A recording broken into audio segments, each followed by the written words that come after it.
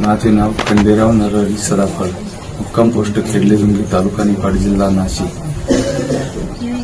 मला मेंदूचा आणि फुफ्फुसाचा कॅन्सर होता. मी 55 केमो मुंबई येथे ब्रिज कँडी हॉस्पिटलला घेतलेले आहे आणि त्याच्यामुळे माझे क्रिएटिन खूप वाढून गेले होते. मग क्रिएटिनवर ट्रीटमेंट चालू असताना मी बापूजींकडे औषधे घेण्यासाठी आलो.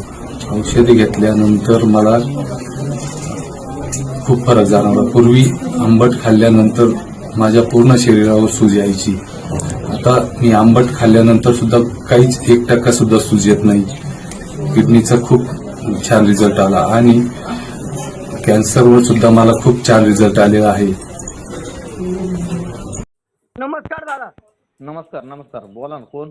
मी बापू शांताराम गवळी, समाजसेवक, कन्नड तालुका. बर बोला ना. हे जे मुंगसापूरचे जे काही मुक्तानंद भोंदू बाबा आहे का, हा यांच्याबद्दल आपले जे रुग्ण आहे यांचा व्हिडिओ बघितला मी. हो. तर व्हिडिओ बघून असं वाटलं का ते बाबांनी जे काही आहे आपलं पेशंट बरं झालं असं तसं सांगितलं. याचं काय सत्य आहे?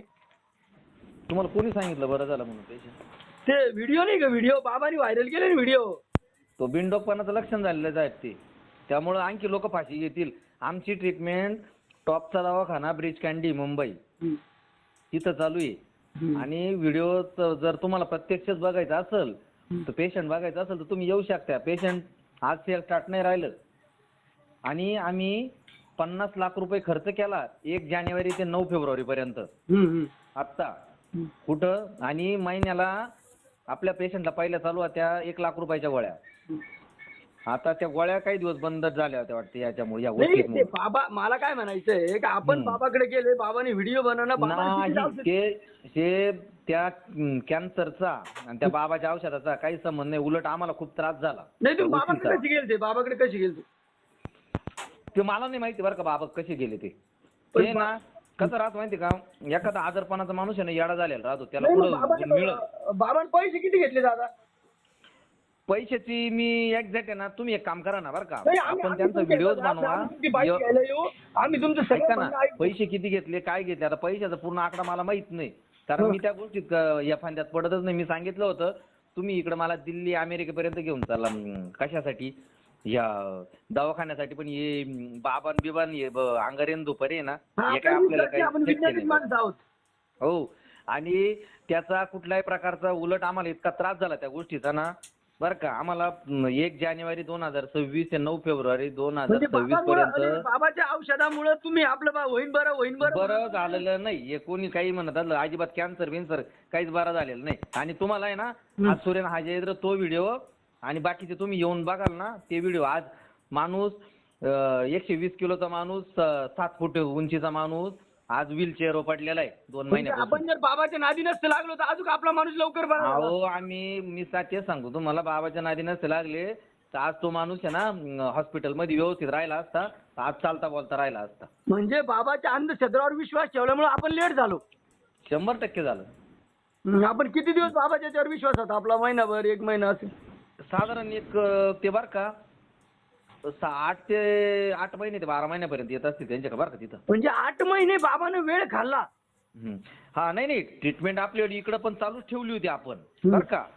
पण काही गोष्टीची जी बाईट घेतली त्यांची वाली का ब्रिज कँडीला 55 केमो घेतले आणि ते असं झालं आणि त्याच्यामुळं आमची वाली तरी तिकडे फरक पडला नाही. आमचे औषध घेतले फरक पडला. ही चुकीची बाईट घेतली तिथं असं.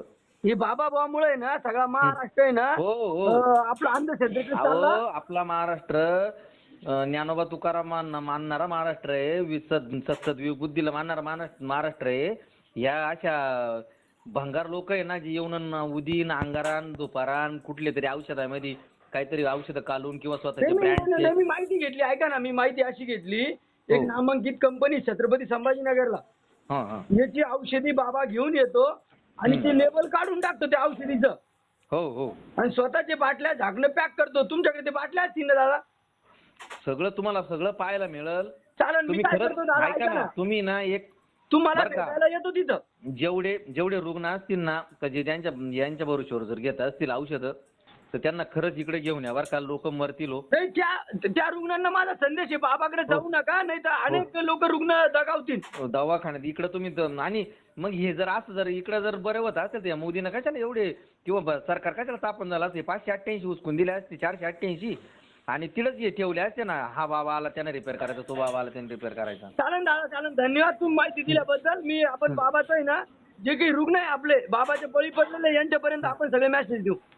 100% पाठवा.